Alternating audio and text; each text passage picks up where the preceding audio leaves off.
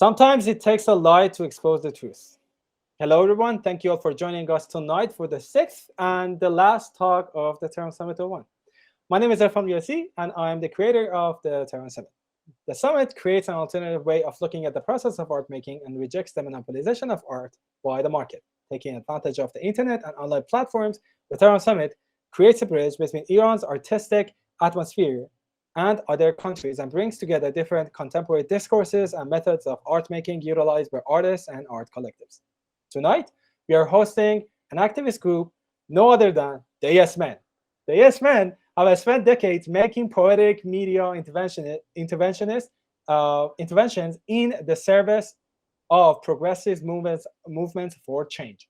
Their exploits can be seen in three feature documentaries: The Yes Men in 2003, The Yes Men Fixing the World in 2009, and The Yes Men Are Revolting in 2016. You have I'm gonna pass the mic to you, Mike, and can't Thank you. wait for your talk, man. Absolutely. Okay. Well, thank you so much for having me. It is fantastic to actually be here and to be able to speak to you. Yeah, it's just great. And it was actually also even confusing to get this invitation because I had to think, when you're talking to people who are in a place that has more rules and restrictions around talking about certain topics, it's really hard to know how to navigate it or where to go with it.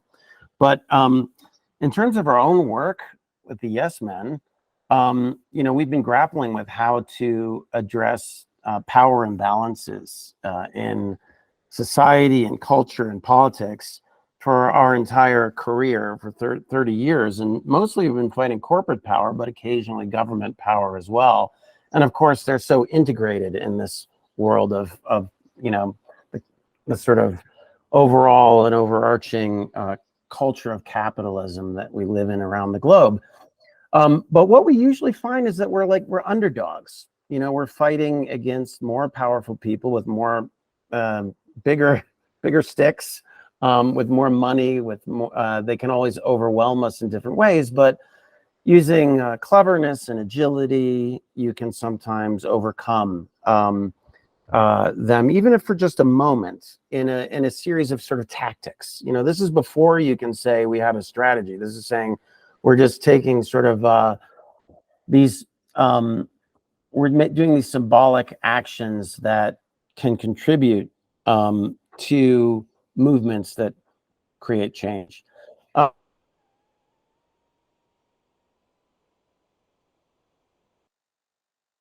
Revolting, and hopefully they're available. If they're not, we can talk about how I can get them to you.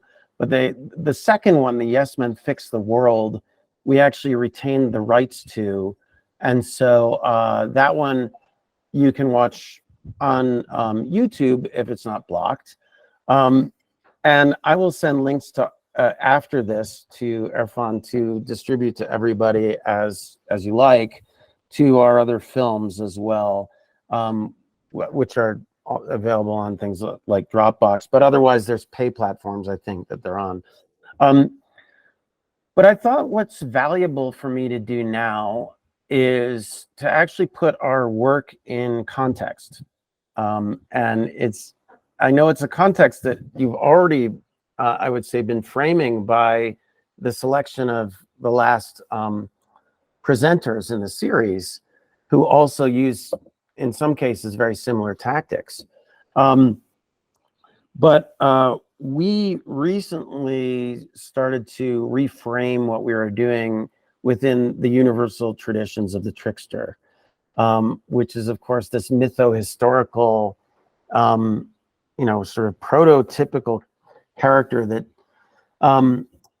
is a boundary crosser, or somebody who uses disguise, uses deception in order to get at a truth, and in order to make the invisible visible, or to just simply lampoon those in power.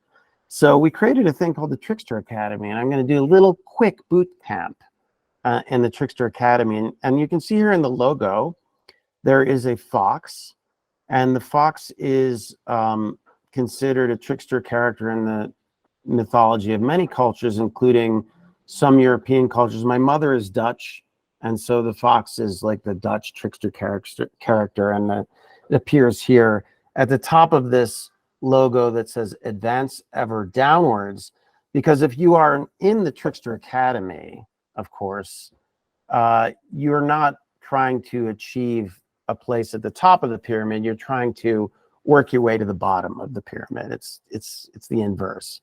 All right. So here we are. This is an actual photo of you right now, launching into the journey of the Trickster Academy. So our work is about creating these media spectacles. This is what we usually do, create a media stunt. So we find a way to tell a story that's sticky, and a story that reveals something that people will want to retell. And so we've come up with a kind of way in which the ingredients that we need to retell our stories, and have put it into this this handy graphic here that shows you the journey of the trickster. And basically, when we're doing a project, we think of it as having a beginning, the birth, when you first start. But in terms of the Trickster Academy here, we have 11 steps to creating media spectacles. But I'm going to start with the first one. We're going to do step 1 today only, which is history. So we're going to be talking about, or I'm going to be talking about, the place where this activity that we've been doing, this agitation and propaganda, where it fits in history and in a variety of different cultures. I wanted to mention that we get our inspiration for our 3 whoops and a holler from this guy, Ed Kilako. Ed is a cowboy, and he's a black cowboy who lives in the desert south of Tucson, Arizona. He died recently, but he moved into this town and he started raising cattle, and he is African American, and it was mostly Native Americans on one side of his property and then white people on the other side. And he was raising cattle, and he wanted to take his cattle to market the first year he was there. And he took his cattle to market, and the racist white the ranchers at the auction house said they weren't going to, basically made an agreement. Nobody was going to buy his cattle. And so as he was leaving, still with his cattle, they said to him, you're not welcome in this town. If you want to sell your cattle, you're going to have to start your own town. And so strangely, he thought about that on the ride home, and he decided to start his own town. And so then he built this town out in the desert. And so this is like a tactic of the trickster. He goes out there and he turns their words against them, starts his own town, and then in fact succeeds in not only staying, but becoming quite a sort of interesting local celebrity and doing his own form of art out there in the desert. So it's kind of a local trickster who we were inspired by. I'm going to move ahead here, though, to the first steps. So here's some of the trickster gods from world mythology. People, entities like the raven in the Pacific Northwest, the fox, like I was talking about, from Central Europe, Tanuki, the raccoon in Japan. All of these sort of animals, or sometimes hybrid animal god people figures, are used to tell stories of mischief and often of fighting power, and fighting against power from a position of being fairly powerless. So we're going to take a look at some examples. This is the fun part. We're taking a look at history through the fox's lens. I like to show this one because this is an actual photo of Jesus riding a donkey into town.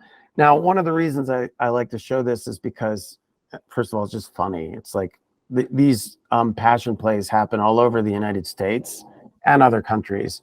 But in this one, the thing that's weird about it, if you think about it, is that Jesus didn't need to ride a donkey on his way into Bethlehem. It didn't make any sense for him to be riding a donkey. He could have ridden a horse. He could have walked. But the idea was that this itself is a symbolic action.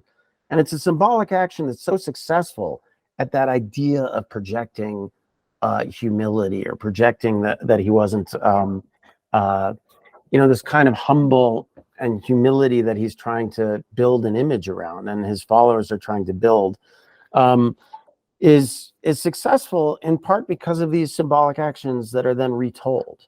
And this one is still being retold today by millions of people.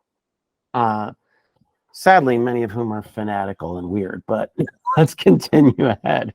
Oops. Nasruddin riding a donkey backwards. Again, an actual photo of Nasruddin in the 1300s riding a donkey backwards.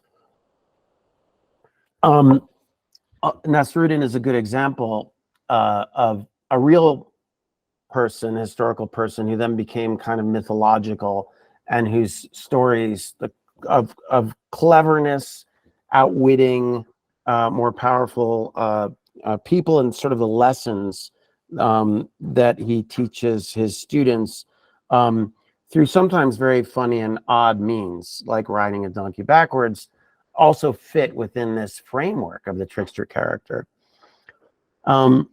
In British culture, which came to dominate a lot of the world, there were people who were rebelling against the actions of the state, including Jonathan Swift, who wrote this treatise called A Modest Proposal for Preventing the Children of Poor People from being a burden to their parents or the country, and for making them beneficial to the public. And this modest proposal was a pamphlet in which he argued, he took the position of somebody who is sympathetic with the crown, with the British government, and he argued that the Irish, who were being subjugated at the time, should eat their own children to solve the hunger problem. So this is like classic, it becomes the classic satirical treatise. And the Modest Proposal, this is the most famous example from Britain, but there are examples like this of satirical interventions, publications that exist in most cultures as well. So I'm sure there are also stories that you could tell me about similar gestures and things that people have done in Iran, and I would love to hear some of them in a little while. I wanted to point out, though, that this Modest Proposal, so this idea of this indulging this sort of nightmare, right? Like the idea that their policies are so terrible, like in the case of the crown at the time, the starvation that was happening in Ireland was not a result of lack of food. It was a result of the Irish being too poor to buy the food that was still being exported from Ireland. Potato crops had failed, and that was the cheap food that they could no longer eat. But they were still exporting grains that were going to whoever could pay. And so that idea of the forced starvation was so brutal, but also so invisible, that various different people fighting against it, including Jonathan Swift, had to come up with clever ways to make it visible where it wasn't seen as much, in order to protest those actions of the crown, of the British crown. Another good example here of something interesting going on in terms of trickster tactics comes in the women's movement, women's suffrage. This is actually an image from 1921, so it's after they'd gotten the vote, and sorry, 1916, right before getting the vote in the U.S. In this case, they're using costume, so again, it's this idea of, and these costumes are meant to evoke a sense of sort of Greek governance. But here's another maybe better example from about 20 years earlier, where they're wearing these white Edwardian dresses. And there is this, all of these images of protests where people are actually dressed a certain way. I think there's this way in which today we can look back on it and think that that's just the way that people dressed. But going to a protest wearing a white and rather sort of formal dress with a big floppy hat obviously wasn't that convenient for protest. This is about what it's going to look like when the police start to beat them, and if they end up bloody, the blood shows up on the white. So it's not just a symbol of purity. It's also a costume that they decided on consciously that would bring out the violence of the state, that would make it clearer and more visible when they did have, when they were met with violence. So these kinds of simple symbolic tactics are also the tactics of the trickster, if we want to think of them in that frame. Sometimes repeating history really works in activism, and this is something that it's funny because in contemporary art, I think in art school we were taught we were supposed to always do something original, and that's not really the way that it works if you're involved in artivism or art and activism, because for activism you want to be as effective as possible. And that means using the tactics of yesterday, or even referring to the history in order to get more traction. So this is a group called Climate Rush, and they are they're protesting the British government's inaction on climate change legislation. This is from 2009, before they did have a lot of action in the UK. Now they're moving a little bit quicker, but one of the things that increased the visibility of the climate movement is that this group of young women started to dress up like suffragettes and go and do these fairly flamboyant, photogenic protests where they would do things like lock themselves up to number 10 Downing Street, the prime minister's residence. And then suddenly they were even showing up in the tabloid newspapers, whereas before it was like your dreadlocked, scraggly hippies protesting, the climate activists. And people didn't really have as much sympathy or interest in seeing them handcuffed to the prime minister's residence. Suddenly, there was more story to tell because of these simple symbolic gestures. And again, the wearing the white, here's Alexandria Ocasio-Cortez referencing the clothing of the suffragettes. So these things reverberate throughout history. Just quickly, another person who used a lot of symbolic action, or another movement really, was the Indian independence movement. And as the leader of the Indian independence movement, Gandhi did a lot of these sorts of tactics of symbolic action that has this strong motivational pull for people. In this case, obviously somebody who's running the largest revolution that the world has ever seen, maybe we'll see, doesn't really have the time to weave their own thread, spin their own thread in order to make cloth and make their own clothes.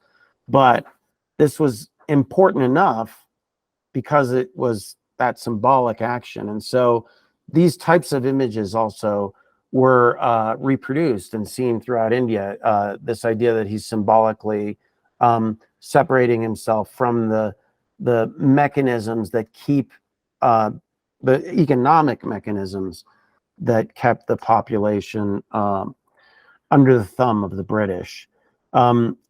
So the Salt March, another good example. These people are actually sitting and evaporating salt from the seawater. So they have little fires going, and they're boiling out the water so that they can get the salt. And this was illegal. this was civil disobedience. It was controlled by the British government and taxed. And so since the salt was taxed and the salt was something that people needed to live, it was another way for the British to control them. And so these protests where they made their own salt also again revealed how unfair the state was. This is actually part of the Salt March, where they marched to the sea to then evaporate the salt. And this is an image of Srimati Sarojini Naidu, who is another leader of the Indian independence movement, marching on the Darsana Salt Depot. Eventually, they figured out that these protests where they just evaporated the salt weren't having a violent enough response, because the principles of nonviolence were not they were functional, but in order for them to function better and to turn the eyes of the world on their situation, they knew that actual clashes with the police would have a bigger impact. And so when they marched on the salt works, they did actually have a very violent response. And it's credited with embarrassing the British government much more. And eventually it becomes part of a series of all these tactics that succeed for the Indian independence movement. Here's another tactic: occupations. This is bonus marchers in the 1930s, people who had not been given their military bonuses from World War I, marching on Washington, D.C., and then setting up camp and saying, we're not leaving. And of course, that gets repeated throughout history. The Indignados in Spain, and of course, Occupy Wall Street was another one that we had. So again, there are all of these different tactics that one can use. And I know that this comes at the end of a series of these presentations where people are already also talking about other tactics. So I won't get into much more of this. I'm going to skip ahead, but I do like to talk a little bit about this woman, Rosa Parks, because sometimes when you think about what the yes men do, since what we do is very kind of like, it's kind of complicated, maybe too complicated. But if you boil down these symbolic actions to their very basic root, it's the simplest ones that are often the best. And we usually use humor, but humor is not always called for. Sometimes it's something more, poetic that can be much more profound and serious. And so this is a photo of Rosa Parks sitting on a bus in a place where she had not been allowed to sit because the law said that Black people were not allowed to sit on the front of the bus. And this regularly in the United States, as a kid, I saw this image and was taught that this was a picture of her protest, which is not true at all. This is restaged. And actually the guy behind her is, he's a reporter who just sat down behind her so it looked like a better photo. But this is also a tactic that had been used already repeatedly for decades by other activists. It just happened. And this is a woman called Irene Morgan, who when she was, I think, 17 years old, quite young, had been doing the same kinds of protests and had been arrested. And her case went all the way to the Supreme Court. But it did not capture the attention of the United States, of let's say the majority of the residents of until Rosa Parks did it. And there's many reasons for that. I mean, first of all, the civil rights movement was gaining momentum, and there was this multiplicity of tactics that were happening. But secondly, they really thought through how they were going to create this symbolic action as a piece of theater. Rosa Parks was a professional activist. She worked for the NAACP. She, instead of having a young person doing this action, they've decided together that it's good if it's a middle-aged woman and somebody who's dressed and looks respectable again, somebody for whom many Americans who might otherwise not consider themselves racist might find sympathy for after a long day of work, not, being able to sit down on the bus, having to stand. And indeed, that was another part of it. What time of day was it? It was after she had been to work all day. It was somebody who people could kind of identify with on that level. And then it was about creating that single image that simple gesture that could be shared, and a story that would outrage people. And so anyway, there's a way in which this is, it's still real. It's a real person breaking the law in a real way, and then actually really getting arrested. But it is also staged. It's also thought through. It's also cleverly executed as a piece of theater. Now, this compared to what we do now is, there's lots of opportunities to do interventions like this. But often we have to think about this wholly different media landscape, because they could invite professional journalists at the time to a thing like this, and they would even, let's say, collaborate, like this guy did sitting behind her on the bus, for the photograph that they could use to represent this this gesture. Now we have to think through, like, how's it going to look on social media? Often there aren't enough professional journalists around anymore because of the sort of squeeze. So you have to work with the sort of weird amateur journalist networks and think about how the social media is going to be shared. And unfortunately, increasingly, it seems like that's very hard to do. It's hard to make something go viral in the way that it's required, because social media is sort of increasingly getting sort of locked into algorithms where you basically have to pay people who have large followings to carry it. Anyway, I'm going to move forward a little bit, but here's another fun story. There are these people called yippies in the 1960s who were these sort of counterculture freaks who came up with a lot of really funny, weird protests in order to show solidarity with these more, and oftentimes much more serious protests of the civil rights movement and the anti-war movement. But one that I think is a particularly funny and inspiring story for us, the Yes Men, is this crazy thing they did in 1968, where basically this group of yippies, there was a protest planned for Washington, D.C., an anti-war protest, and they made out a permit to hold hands, encircle the Pentagon, and levitate the building. So the Pentagon is, this giant building. They claim it's the largest building in the world. I don't think it's true, but they were going to encircle it with 1 million people, hold hands, and then using the power of their mind, mental telepathy, raise it off the ground. Of course, the military's funny, and so they have to take this threat seriously. But in the court system, because what they're doing is they're applying for their legal right to assemble, the court system, of course, says, well, this is a joke. No. And they say no, and they send it back. And so the yippies have a press conference, and they say, we have applied for a permit to levitate the Pentagon. It has been rejected. We're going to reapply, and this time we're going to ask to levitate it lower, so not quite as high. We wanted to send it 20 feet in the air, and now we're going to go for 10.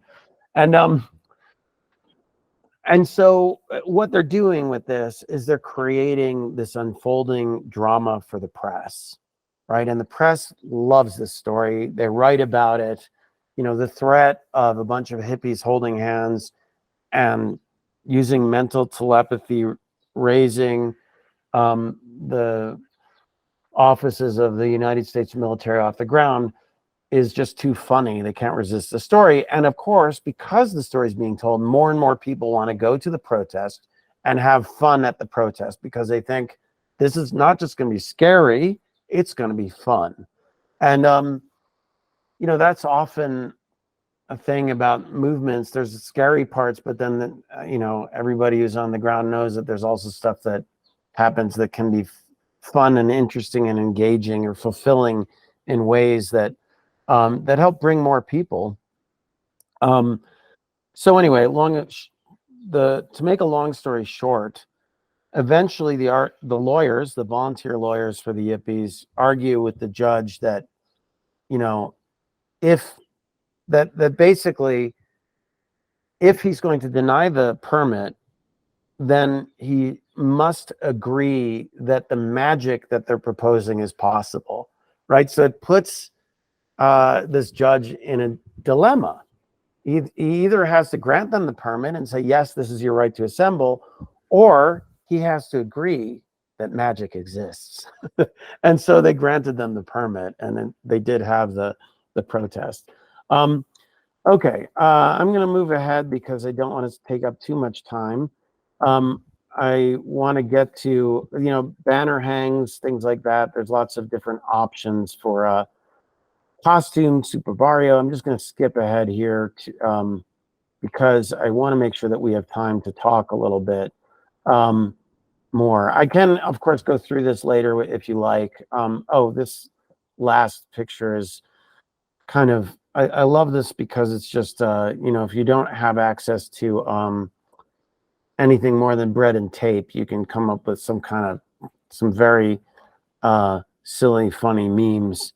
This is from Egypt in 2012 during the so-called Arab Spring, the protests against Mubarak. And, the claim had been that protesters were attacking police, and really it was the opposite. And people started wearing these things on their heads to basically reveal how silly it was that the government was making these claims, and at the same time protect themselves from the police batons. And so things like, tying bread to your head, or even putting bricks, because they were accused of throwing bricks. So like sometimes people would just tie a brick or a cinder block to their head. It was a very, very funny, very simple protest that was really, in that case, about camaraderie on the ground, less about telling stories. Oops. I'm just going to move ahead to talk about some Yes Men stuff before I take questions. So this slide here is from my Yes Men partner. This is Andy, otherwise known as Jacques, Andy Bickelbaum of the Yes Men. And he is making an announcement on behalf of Dow Chemical. And he is saying that Dow is accepting full responsibility for the Bhopal catastrophe, which is generally regarded as the largest industrial accident in history. In 1984, the Bhopal plant that was run at the time by a company called Union Carbide, and it was a chemical plant, and it making pesticides. And it exploded, and thousands of people died in one night, and many ended up to 100,000 people ended up with a lifetime of illness, various severe medical problems as a result. Dow Chemical bought Union Carbide, the company, but they said that when they bought it, they had inherited their assets, but not their liabilities. So after 20 years, Dow Chemical, a bigger chemical company, buys them, says they're not going to clean up the mess in Bhopal, even though they are cleaning up some of their messes in places like Europe and the United States, as they just ignore it. So in solidarity with these activists in Bhopal and working with Greenpeace, who were trying to associate the legacy of the big catastrophe with Dow Chemical, the new owners, we ended up having this opportunity, because of a series of fake websites and misunderstandings, to infiltrate and go on BBC World News and announce that Dow was going to accept full responsibility for the disaster and clean up the plant site. So this went out as a real announcement where, the world for a moment believed that Dow Chemical was going to do the right thing and clean up their mess in Bhopal. I want to point out that this kind of announcement is quite a different tactic than, let's say, the Jonathan Swift modest proposal. They're both mischievous. They both involve subterfuge. They both involve pretending to be somebody that you're not. But in this case, instead of using that power, thinking that this is like a representative of the actual chemical company, instead of using that power to do something that's already in keeping with what they're doing, that amplifies the horror that they have already perpetuated. Instead, we decided we're going to take a turn and use that power to make an announcement about them doing something good for a change.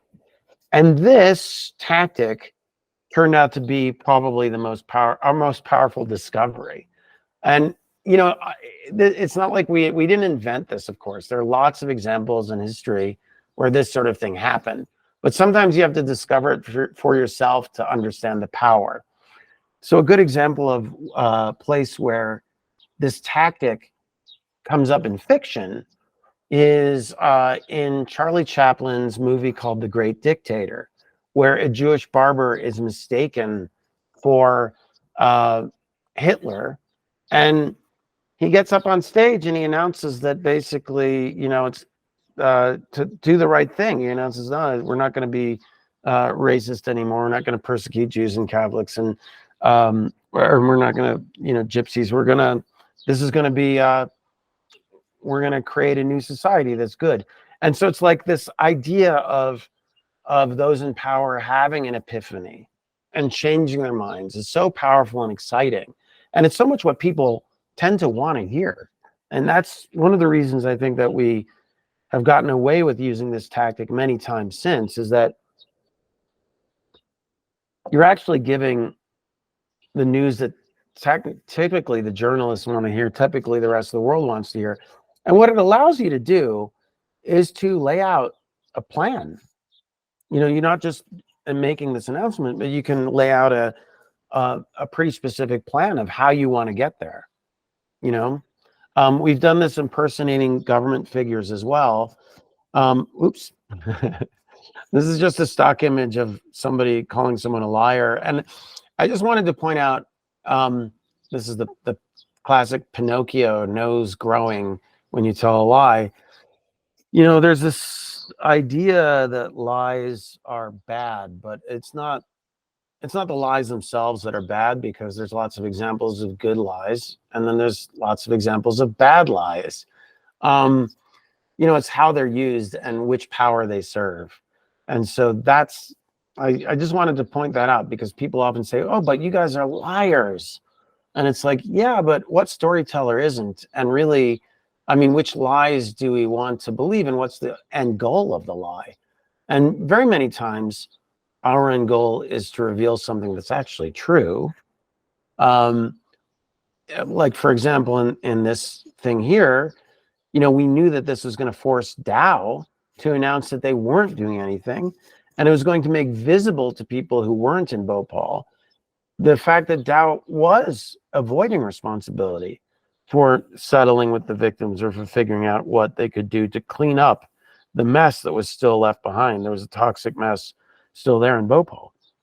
So anyway, in my own family, I know that my own family is like full of liars, because my father is Jewish. He's from Hungary. He, went through the Holocaust, and same with Andy's parents. Both were Holocaust survivors, and it's kind of it's one of those things where they had to lie a lot just to like survive. And so again, it's that question of the good lies versus the bad. So I'm just ending with a few of these images of foxes, and I'm going to hit this escape button and stop sharing so that you can see me again, because I think I presented plenty, maybe too much even. And so I wouldn't mind hearing from you if you have any questions. Yeah, thank you so much, Mike. It was amazing. So Atife and Malika, go ahead. Hi, Mike. Thanks Hi. for the presentation. I just had a question for you that you have studied all the protests and activists all around the world. And I wanted to know what are the things in common that makes, the people involved in this protest to stay safe. Because in Iran, I don't talk just about artists, everyone who is involved in that. When people making images, they try to stay anonymous. But for artists, because you have your name under the work. So what are the ways to stay safe and, to address that? And Yeah. to not be arrested. Of course, in Iran, it's different. Right. But well, yeah, no, it's very, and this is a very, very hard question for me to answer because I don't know the answer for, what happens in Iran.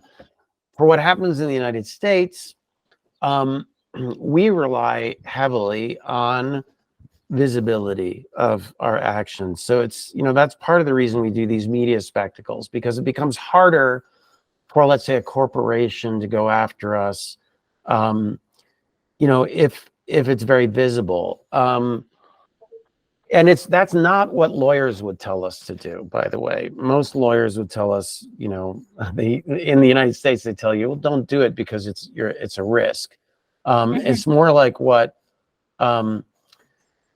so you're basically knowing that for those who are targeting you, they can be held, they can be ridiculed in the court of public opinion, not in the court system itself, but like if public opinion makes them vulnerable, as in the case of a major brand or a politician, then you can get safety by doing things by increasing the visibility of what you're doing and maintaining the moral high ground.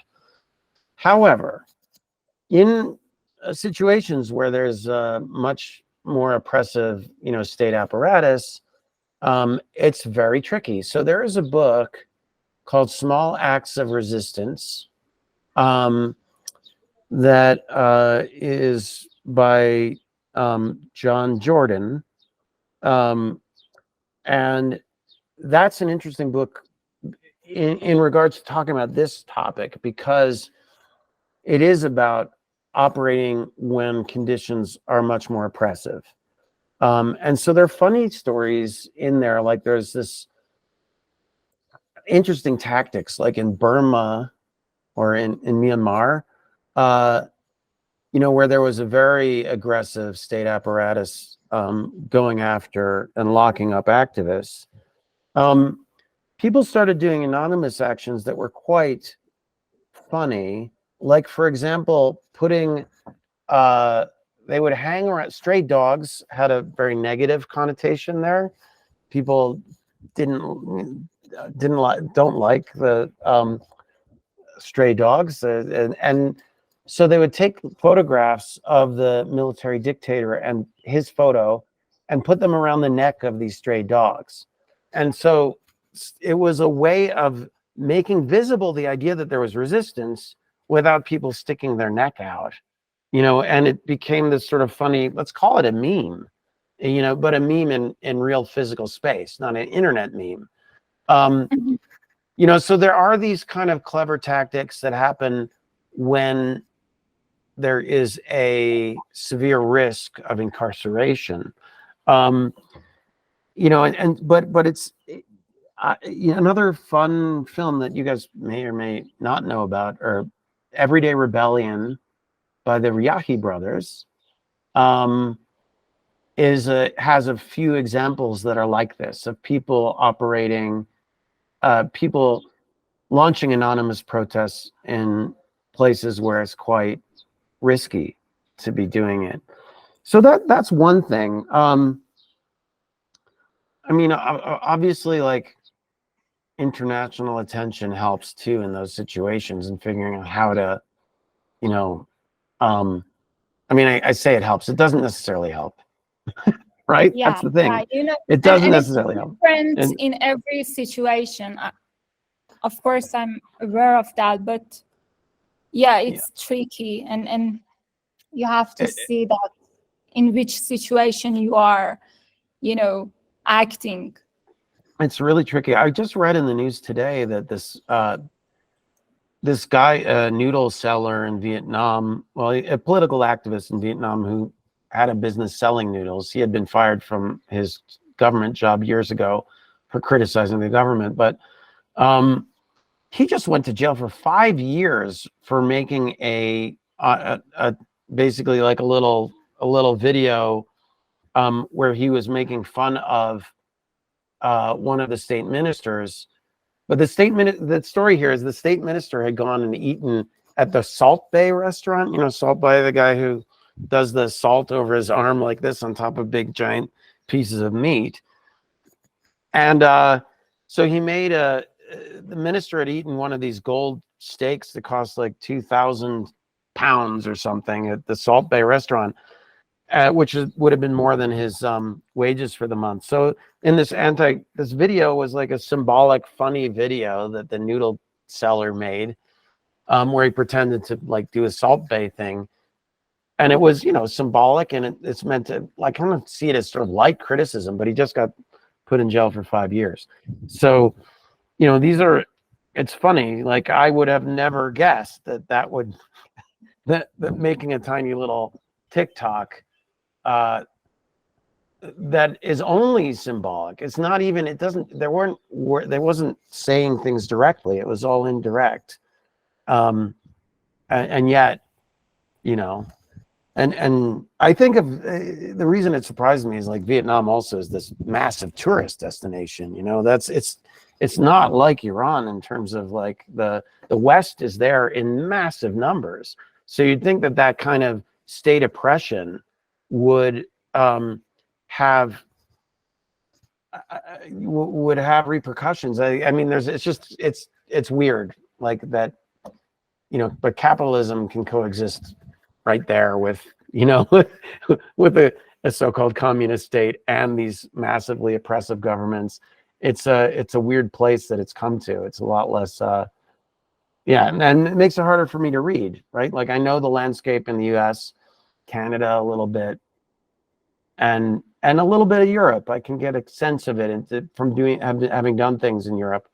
But many, it's just, I think what it takes is connecting with, talking amongst, trying to connect with people in your communities there, and try to figure out the strategies and figure out what is risky. And unfortunately, a lot of that can be trial and error, and the error can be really quite grave. So it's very hard, because you're finding out how far you can push it, and then when there's pushback. And a lot of times it's really happening in ways that are where everything's moving so fast that you only find out later what the consequences are. So yeah, I have a lot of sympathy for what you all have, what you're experiencing there, in especially in the last year. I've been trying to keep up, Yeah. Have you done anything in the Middle East? I was wondering.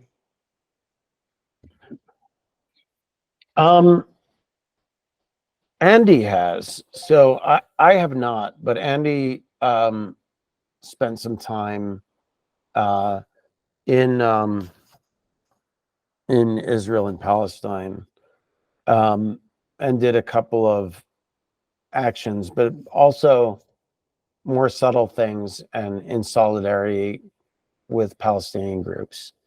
We really haven't, that I can think of. Maybe that's why you're not in jail. That's a good point. I mean, and that's the thing, is that like, there's two things there. There's like, yes, likely to go to jail. And it's out of cultural context. the cultural context that we know, it could be very hard and kind of dangerous to act, you know. So it's even without, but you know, what we have done in some cases is work with activists in places and workshop ideas, and then, you know, it's on those local activists to know that the context and figure out the risks. Yeah. Beliko, go ahead. That was a little bit spoiling my question, but it's okay. Hi, and thank you so much.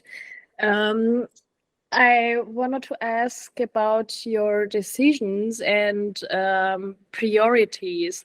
I mean, your workings material is chaos, and how do you decide for which chaos?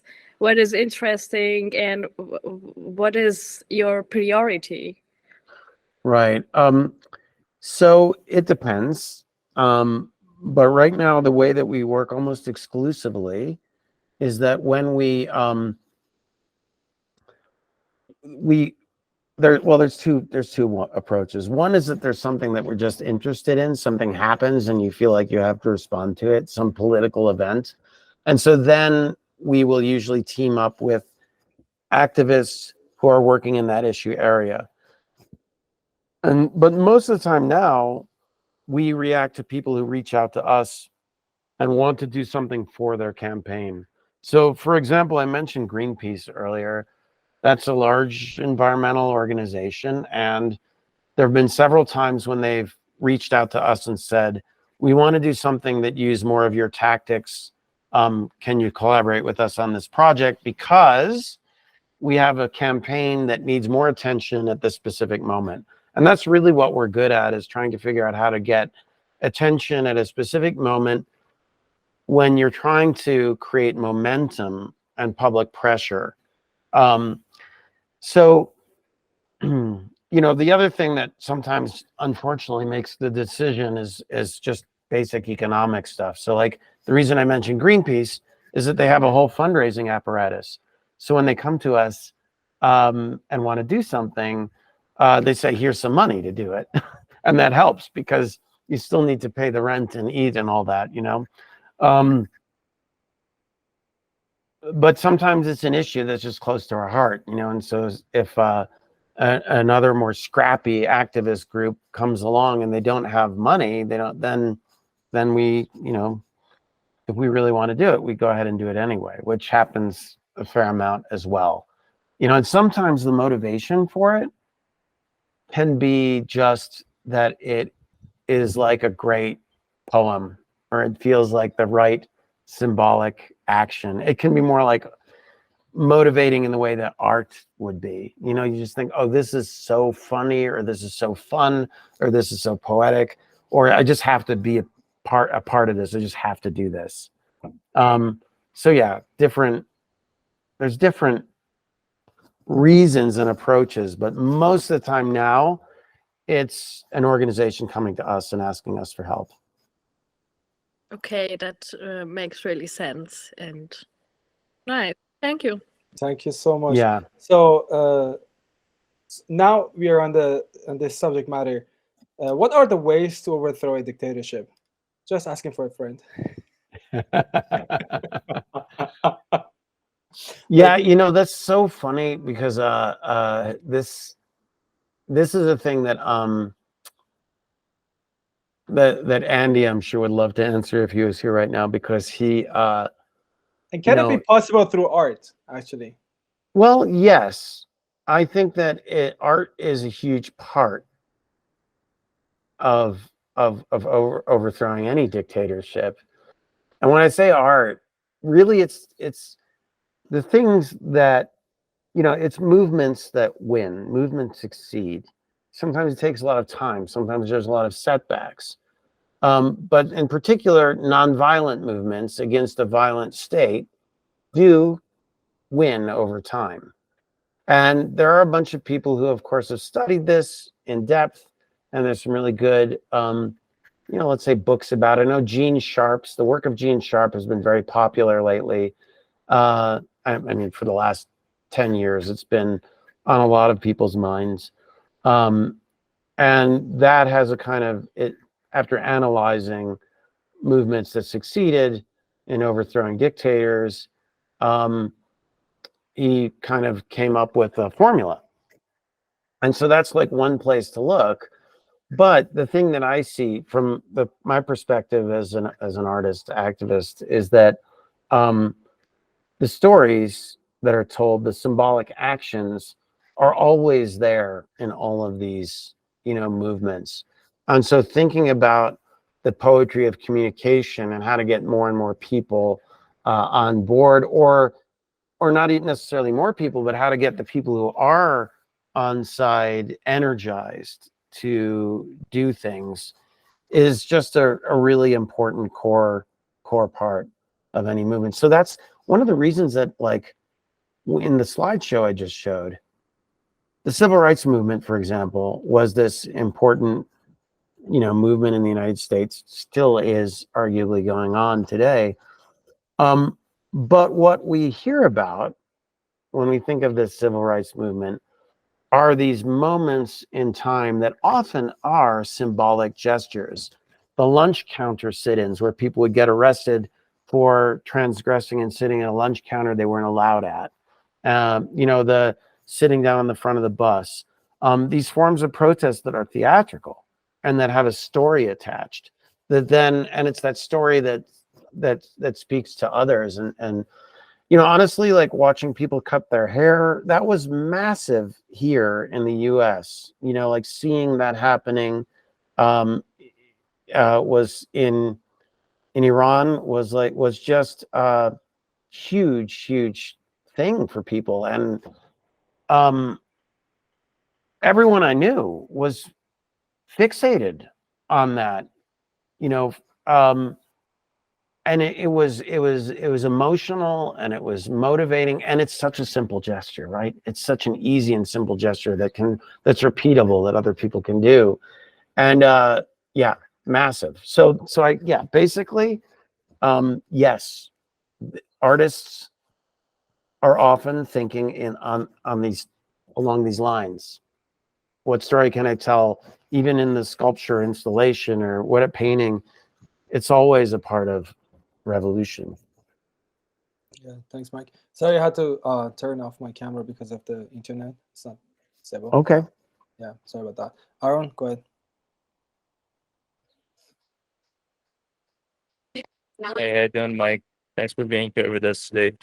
So I've got two questions, which is about the terminology you guys have used if I think it like reveals a lot about something, the name.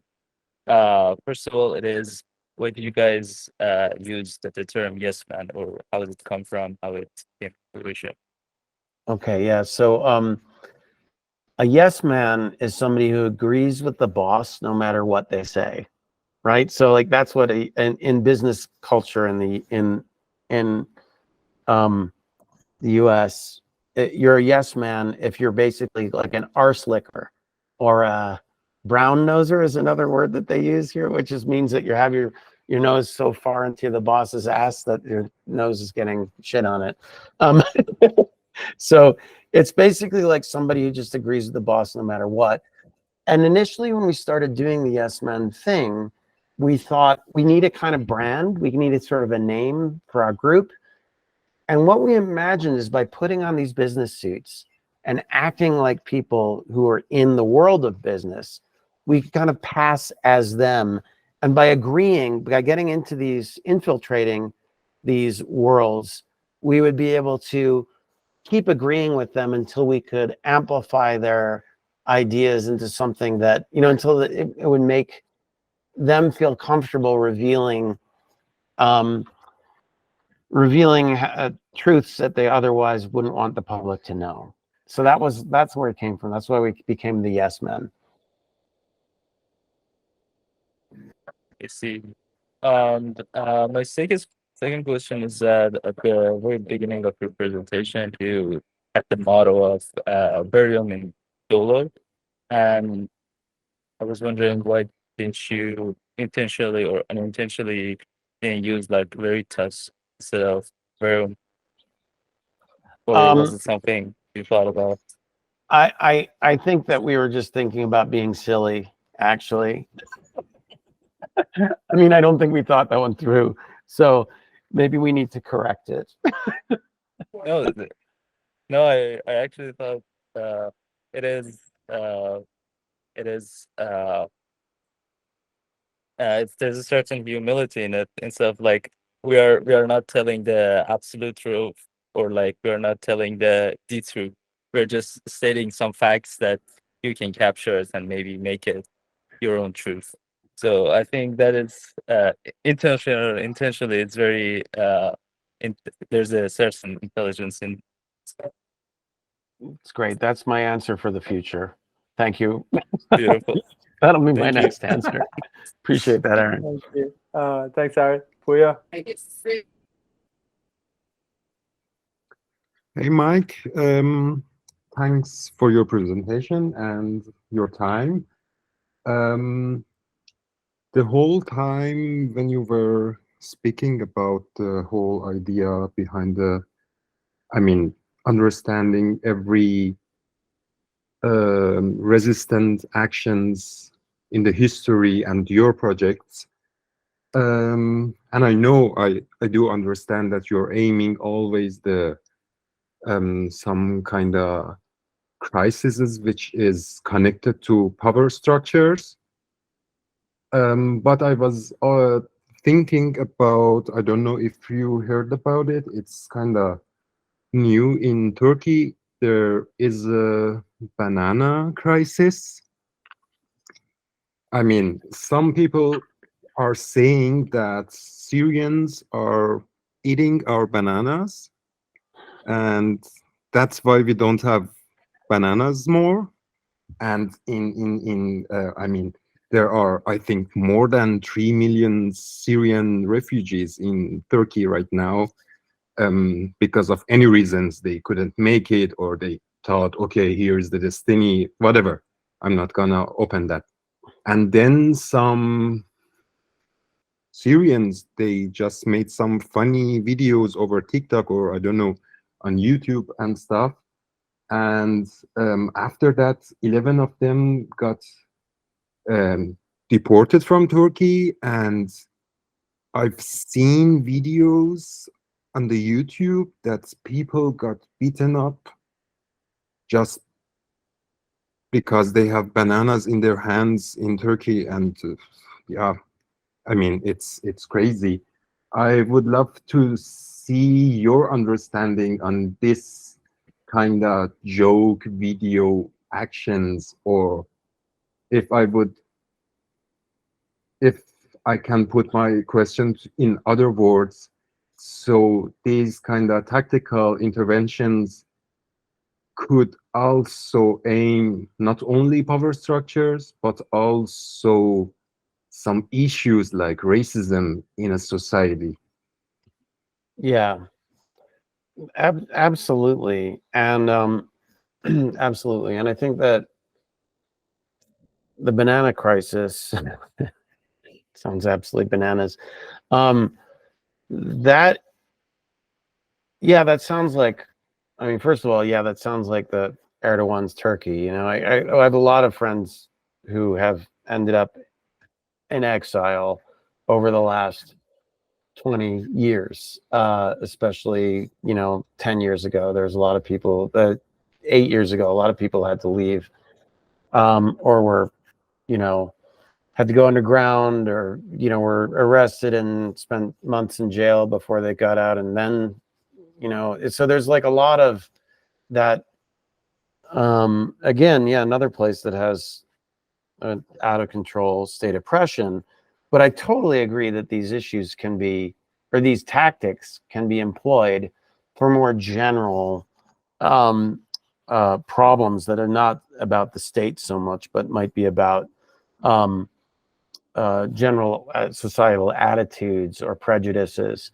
I think the reason that we tend to then focus on particular players is because that those are places where there's might be like a pressure point, you know. So, for example, in the United States, we have the National Rifle Association, you know, which is trying to make sure that everybody has a lot of guns in the U.S. But not everybody. Like, it's a very racist organization, actually, the NRA, white supremacist organization, even though there are plenty of black people who are part of it. But their history is actually based on racism. The formation of the NRA becoming what it is today was very much just a response to what was happening in the 60s around race. And so, you know, it's actually in response to the Black Panthers. So the Black Panthers were walking around with their with arms presented, and the NRA, which previously had not cared so much, they'd just been about gun safety, suddenly became about making sure that there were enough armed white people. And so, and they've kept going with that today, and now it's basically this crazy thing. But that racist history wasn't really visible, and so we created this fake program of theirs that was like, buy a gun, give a gun to an inner city resident. So it was a satirical thing, and it was meant to basically attack racism in the United States, even though it was using the NRA as a sort of avenue for that. So anyway, it's another project of ours that you can look at to see how it's a bizarre one. It's called if you Google the Yes Men Share the Safety, you will see information on that. There's a half-hour video that's pretty funny. But yeah, lots of stuff that also isn't about, let's say that's more like soft targets, not like specific person or specific corporation, but actually just norms, values, culture, prejudices. So if I understood correctly, you reconstruct the history, kind of, it's the specific issue, and you find the roots, and then there is your pressure point. Yeah, yes. Often that is the case. Often that's the case. And I think that there's a bunch of, if we boil this down to a set of sort of scripts or formulas, that's definitely one of the formulas. And it often resonates with people because if they have it, there's different ways in which I think audiences embrace information. You know, if they're learning something along the way that they didn't know, there's often like a aha moment where you then see the world a little bit differently. And, you know, I think like in a lot of cases, that's what you're looking for in good art too, in terms of the reaction of the audience, is to they go deeper, they learn something, they see the world a little bit differently. Thank you with that. Yeah, thank you so much. Thanks for the Mike. questions. Oh yeah, Yeah, absolutely. Yeah. Does anybody has any questions? Can you talk about like the role of artists as a visionary in terms of creating a counter narrative in relation to the main narrative that is created by the state? That's something that I think you are doing. I want to tie it with the statement of the summit, that which is not versus that which is possible, or that which. And that's really also, you know, sort of puts a finger on what ended up being really powerful about doing something like the announcement that Dow was cleaning up Bhopal, and now we've gone ahead and done many announcements like this. We just did a project targeting Adidas for their poor labor record in all over the world, but in Southeast Asia. And we had announced as Adidas that they were going to be settling a dispute with the workers in Cambodia and actually paying them back wages that they'd withheld. And so we made this positive announcement, but they also, in addition, we're going to be appointing a Cambodian worker to be co-CEO to oversee their new commitment to fair labor practices. And so, and you know, it was a very successful project. It was like we actually did a fashion show in Fashion Week in Berlin, and it was carried in every major German newspaper and a lot of the European press as well, and quite a bit in Southeast Asia as well. A lot of press there where the factories are. So it was massively successful for us, and it really was about a counter narrative. It's saying like, well, what other stories could we have, or what is an alternate reality that we could be living in? And in cases like that, when you have a major corporation that could easily do an about face, I won't say easily, but they could do it. By telling those stories, you then, you know, make it seem that much closer to being possible. You know, the question then is, well, why not? Why aren't they doing it? So, yeah, that ends up being a really powerful tactic, I think, is in that arsenal of impersonation. But I think that this is something that artists do in many, many different ways. You know, is tell these alternative stories of what could or can be, the possibilities. I mean, back in the old days, my grandpa here telling you stories about the old days. No, in the 90s, you know, when we were part of the alter anti-globalization movement, the big phrase that everybody said was another world is possible. And so then there were all of these voices trying to tell the story of what that other world would be. You know, what that world would be if there wasn't privatization of water, you know, in a place like Bolivia. What that world would be if there was a limit to what corporations could do. What that world would be if governments were, you know, held accountable for their actions, and if corruption, you know, was ended in places. What that world would be if land grabbing wasn't allowed. And I think that we get so fixed in our realities that it becomes naturalized, right? You live in an environment where everything suddenly seems natural, even when there's like oppression. If you just are there long enough, there's all the details you're deadened to. You don't see them anymore.